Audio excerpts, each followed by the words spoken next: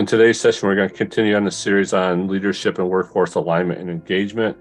These are techniques to get alignment and engagement throughout the organization, and that's a necessary condition to become a high-performing organization, and also a necessary condition to achieve breakthrough improvement.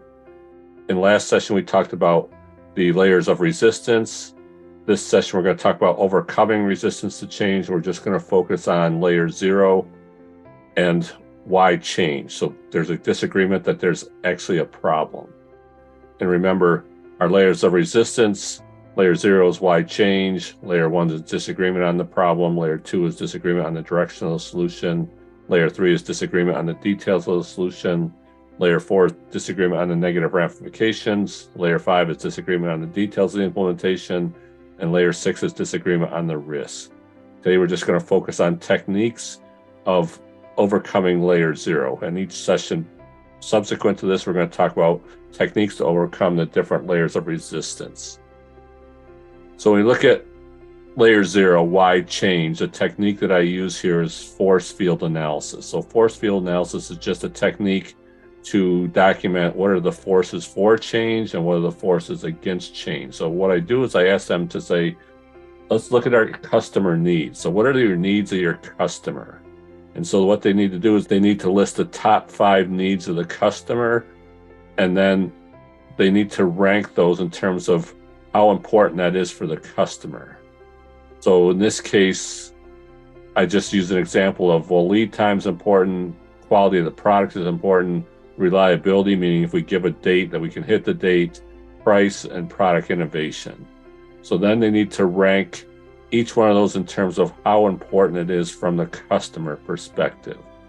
Each one of these can be an importance from 1 to 5, where 5 is being more important, 1 is being less important. And they don't need to be 1 through 5. They can be, a couple of them 5, a couple of them 3, a couple of them 2, but they can't be all 5s or all 1s. So we need to focus on what is the most important need of the customer, and then what are the subsequent needs of the customer. And then the second part of this exercise is to go through and rank themselves on how well they're doing. So it's just a plus, minus, or equals. So plus is we're doing well, equals is we're doing okay, negative is we're not doing well. So now you can look at what's the rank of the need and how well the company is performing against that need. And in this technique, we're only looking at the forces for change. Now, in my one-day operational excellence workshop, we go through different mindset changes. And when we go through those different mindset changes, we start to understand what are the forces against change that's preventing us, for example, of reducing lead time or preventing us from improving reliability. But this is just overcome layer 0, so we're just looking at the forces for change. So once we go through that, so what you'll find is that there's a few of the needs of the customer that they're not doing well, they're not performing well. And then when we rank order those, so you see in this case, reliability is a high need and they're not doing well. So that starts to get the team focused on, well, maybe there is a need for change. But to strengthen that, what we also do is we look at the business needs. So first step, look at the customer needs.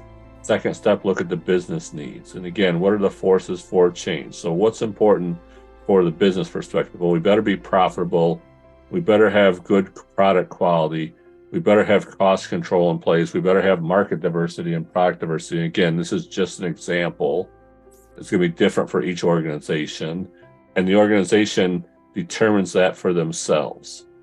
Again, we're going to rank these in terms of importance for the company. So you see in this case, profitability is a high need, cost control is a high need, product diversity is not such a high need, but then they're going to rank themselves on how well they're doing. Again, plus is good, negative is not so good, equal is okay. So profitability is a high need and they're not doing so well. So again, that drives the need for change. And again, not focusing on forces against change at this point. So once you go through this exercise, you'll start to see there are certain needs of the customer that they view as important, that we're not doing well against satisfying those needs. There's also needs of the business that are important, that we're not doing well.